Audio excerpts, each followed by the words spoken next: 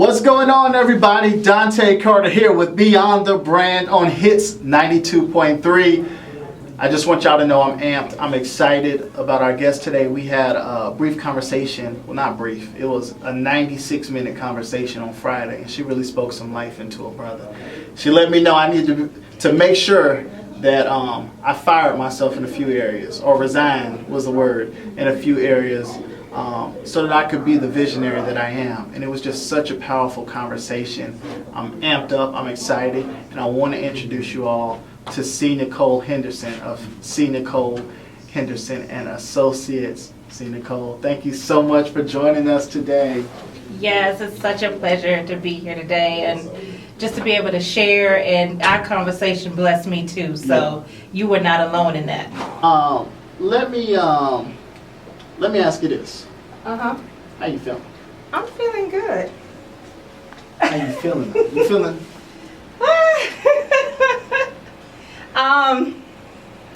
It's a beautiful day in the neighborhood. You took it back on us with that one. No, I'm just playing. But I know you got a lot going on because we got what? We got the conference. Yes. Is it this week or next week? Next Saturday. Wow. August 17th. Woo! 2019. It is the National Nonprofit Day. Yeah. So when we talked about this on Friday, I said we gotta get into your story, why you are so motivated to work in the nonprofit space, and you just fed so much into me when we were having just that initial conversation. But I want to go ahead and jump into that now and just really get into just what inspired you. What inspired me as into nonprofit work? Yeah. Okay. Oh my God. You know what's so funny? Uh-huh. I was talking to one of my coaches yesterday, and she said, no, for real, this is real talk. Uh-huh. And she said to me, you need to start telling your story. And I said, what Have you story? been talking to Dante? Yeah. And I said, what story? And she said, the story of how you got involved in nonprofit work. And she said, you need to tell that story everywhere. Yeah. And I said, okay, and here your first question is, so she's gonna love you. Yeah. But no, seriously, I was 17, well, going on 17 years old. And there was 3 young guys, and I will always love these guys, that went to college. I think one of them was even at Morehouse. They went to college. Most of them, I think, were in Georgia. Came back to our hometown in Little Brunswick, Georgia, Glenn County, the Golden Owls. Yeah, I got a shout out. I used to live her. Oh, really? I used to live her. Get out! And so we are the beach people. And so they came home and they decided to start a nonprofit for the youth because there was really nothing really much there. And so there was a recreation center down the street from my house. We called it the Rec. Everybody got a Rec.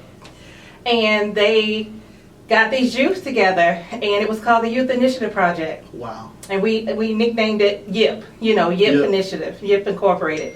And one of their board members was Mr. Ron Charity, who is a phenomenal philanthropist. He's a politician. He's professional tennis player. He is now gone to glory. He even taught Arthur Ashe how to play tennis, and so just a phenomenal guy. And he was on our chairman of the board, and he had this pageant called the Mr. and Miss Black Teenage World Pageant. Oh, wow. And so they had a Georgia competition, and I was... You slayed it. I was one of the ones for Georgia, and so I won for Georgia, and my dear friend Billy Gilliard, he was the guy, because it was Mr. and Miss, and he has gone home to glory now, too. But we went up to North Carolina. I was on a bus ride. Yeah. By myself. I was so nervous. And we were there for 9 amazing days. Wow. And so that trip changed my life. So if you have a nonprofit, or you thinking about having a nonprofit and you want to know where you make a difference, that thing made a difference in my life. And it was a nonprofit. The conference was a nonprofit. And so I won like 10 or 12 scholarships to universities all over the United States. Bowie University, I remember that was one, Winston-Salem, I mean just so many others. And so it was just really a wonderful experience. And we got to meet with corporations that were black owned. We Mr. Dudley actually sponsored us. We had a private luncheon with him. I mean, they just laid it out for us. They really did. We had etiquette classes while we were there, and I mean, you name it, walkway classes.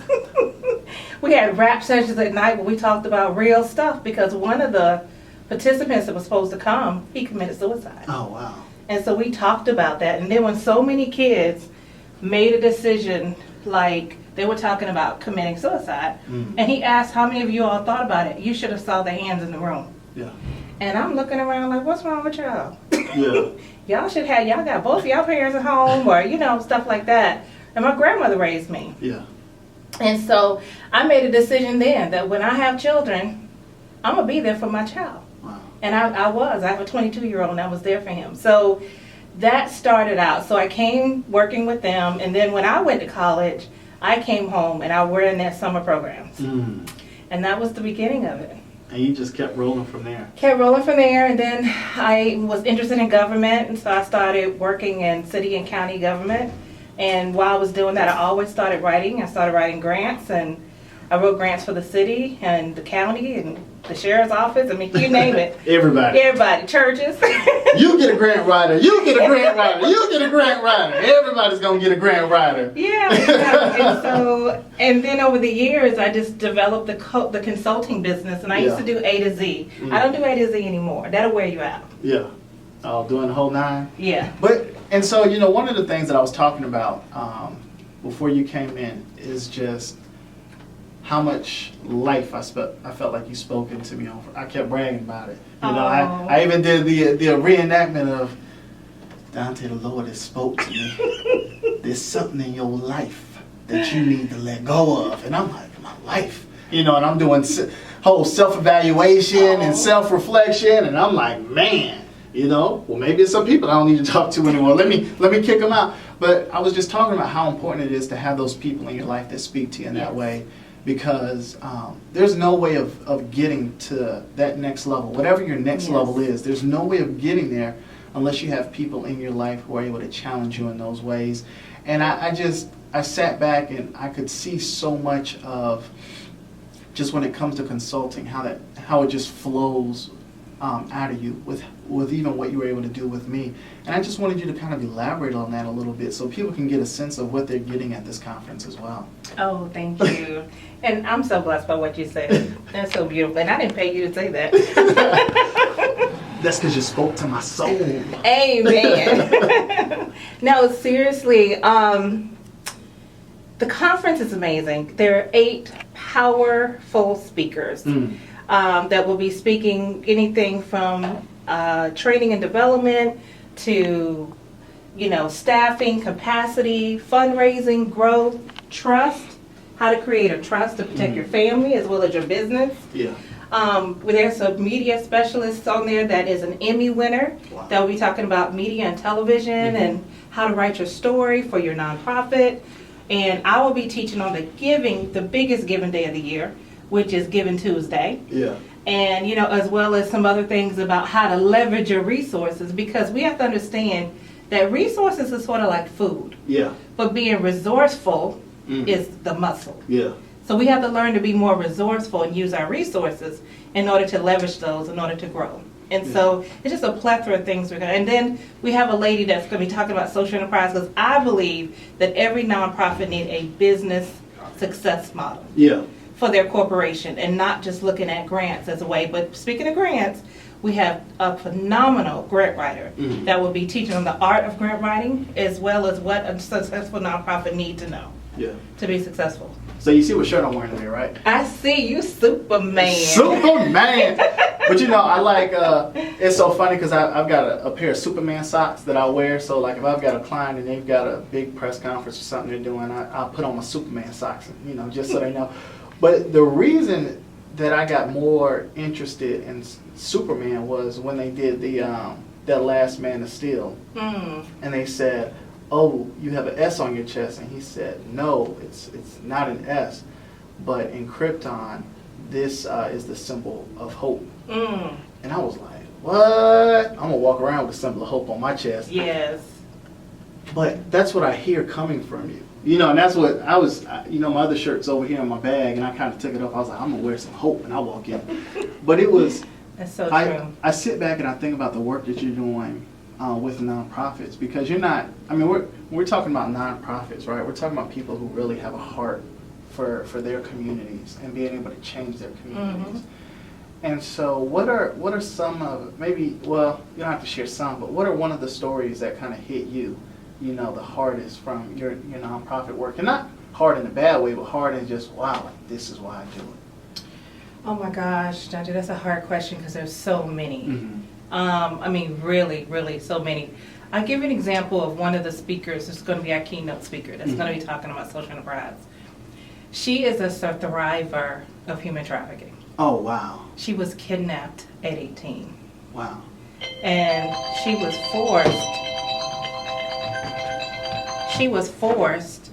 into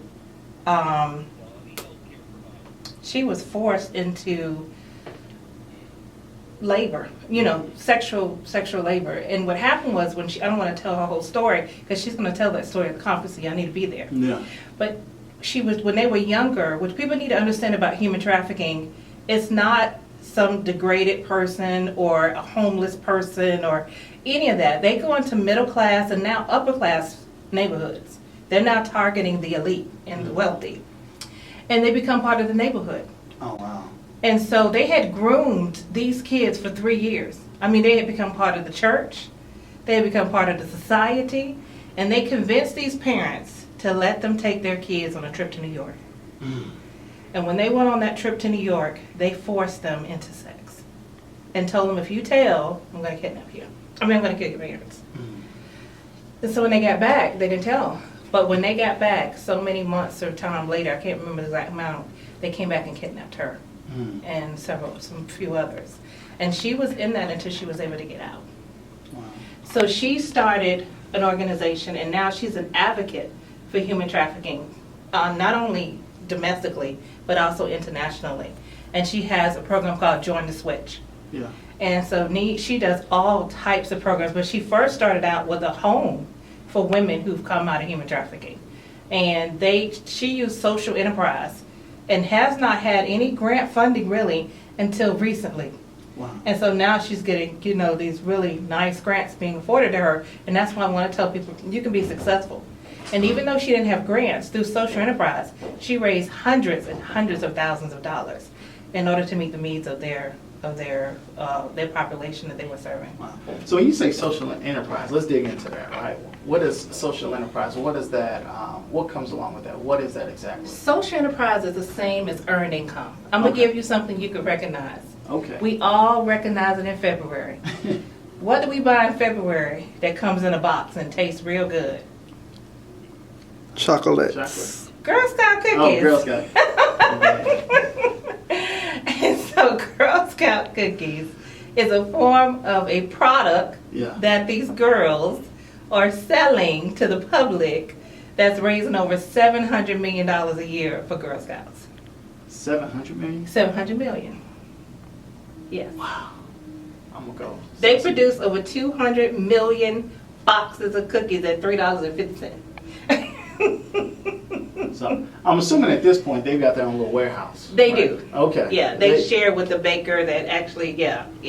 So the percentage is not all theirs, but that's a lot of cookie money. But I mean, even if it's just because I've never been a scout, but I'm assuming there's a registration fee and everything for the parents as well, right? Yes, for they their do. Children. Yes. And so, yeah. And the volunteers, everybody volunteer.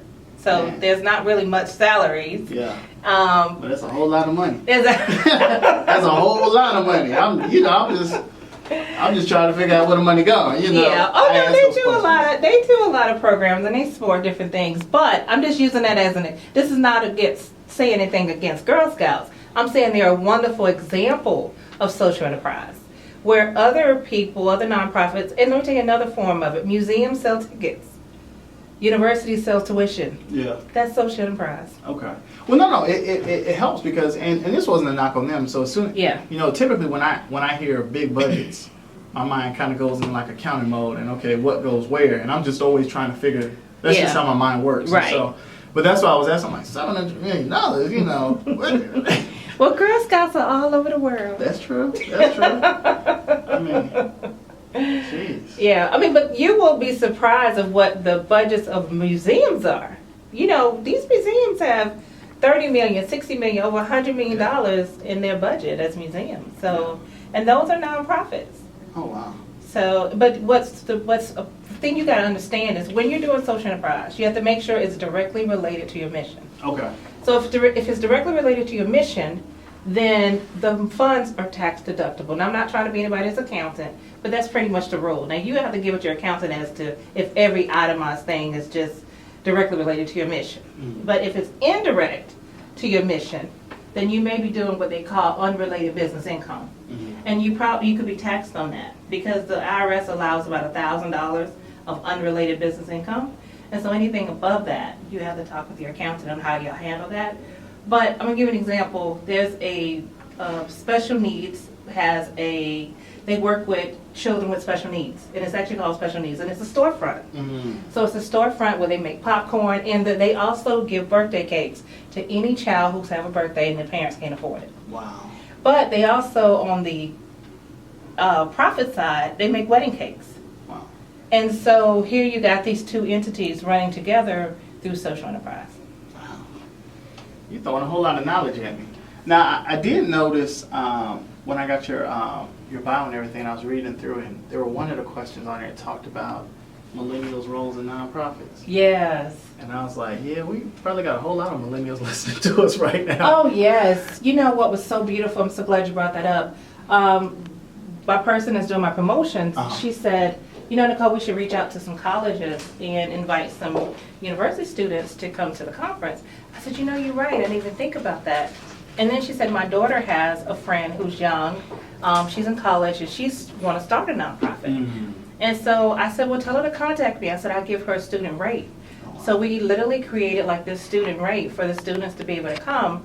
Well, I happened to look in my email, and I had a student who graduated from Emory who had emailed me days before, and I didn't even know it. Wow. And she was asking if she could come. She's in public health. Yeah. If she could come to the conference at either, you know, volunteered or a discounted rate. And of course, I called her and I gave her the student rate. So they both registered yesterday. Wow.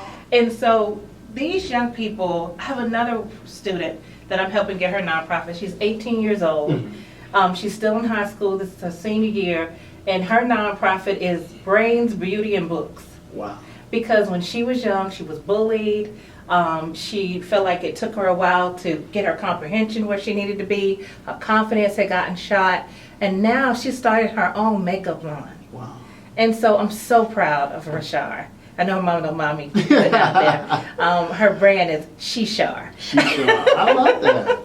And so, and she's combining business with nonprofits.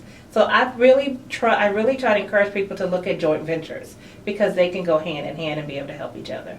And what impact does that have on them when they do those joint ventures? What are some of the great impacts and results that you've Well, seen? one of the things people got to understand is it gets back to that unrelated business income.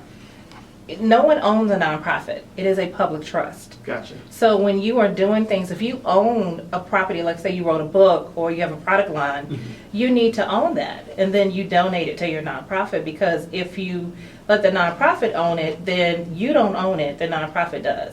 And so you have different rules on how you can handle it and how you work the money in the back end. But if you own it, you can run it like a business. Mm-hmm. And then you can always donate it to the nonprofit. You were like schooling me over here. I'm like, man, I might start a nonprofit. You know, need to. I'm serious. I'm losing my hair over here. Business should have. I'm losing my hair over here. I'm like, no hair, don't care. You know, LLC or however you do it on that back end. If either they need to have a nonprofit or they need to service a nonprofit or do some type of collaboration together. Yeah. Mm-hmm. I'm over here. I'm supposed to be interviewing you, and I'm over here thinking of a master plan. I just heard that rap song, Master Plan, in my head. Yeah, because I'm serious. I'm over here like, what can we do over here? What can we make happen? Well, you can come on the 17th, and you'll learn a lot. Can I get some student rates? Yes. We're looking for sponsorships too, so anybody out there, you know. Yeah, and I think they should. Yeah. You see, I'm endorsing it. I'm giving it the Dante Carter seal of approval. Just Yeah, they just got to go to everything nonprofits with the s.eventbrite.com. say it one more time. Everything nonprofits with an s.eventbrite.com. I love it. What's one of the things at the conference though that you're really excited about? That when you think about it, you're like, I'm happy to provide these resources, but I am really excited about this one portion.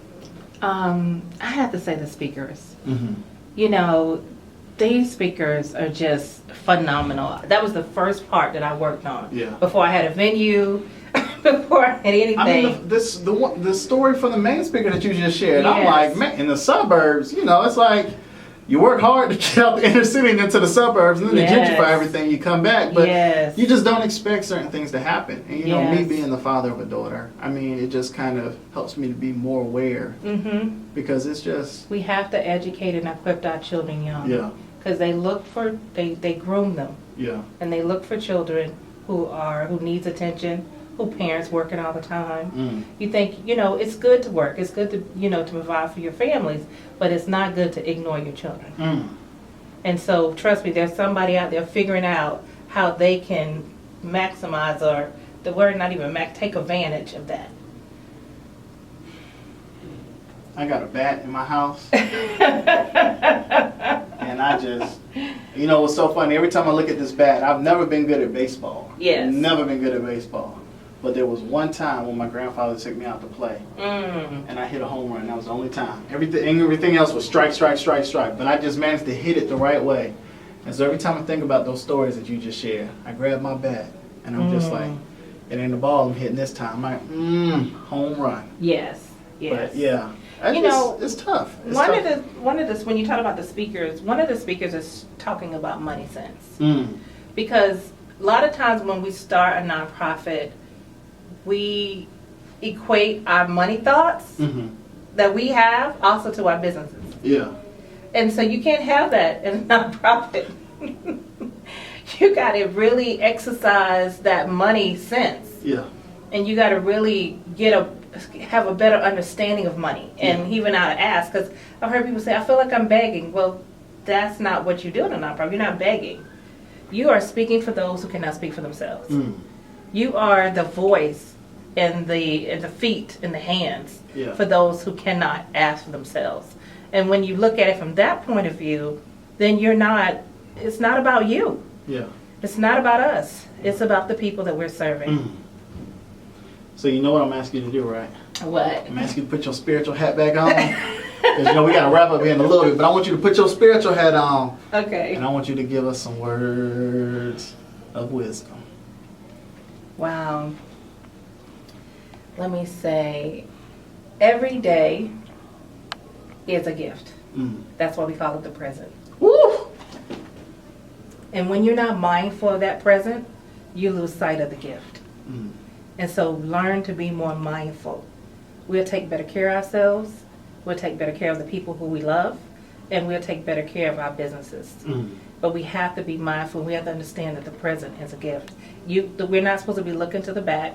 That's why the mirror in the front is a big open horizon. And the rear mirror is small. Because we're not supposed to be looking backwards. We're supposed to be going forward. Ain't that a word? That's a word. Ain't that a word? You know what? Thank you so much for coming in. I want you to remind folks of when the conference is, how they can contact you, and it's on you. All right. Well, I am Nicole Henderson of Nicole Henderson and Associates, and we are hosting the Everything Nonprofits Con 19.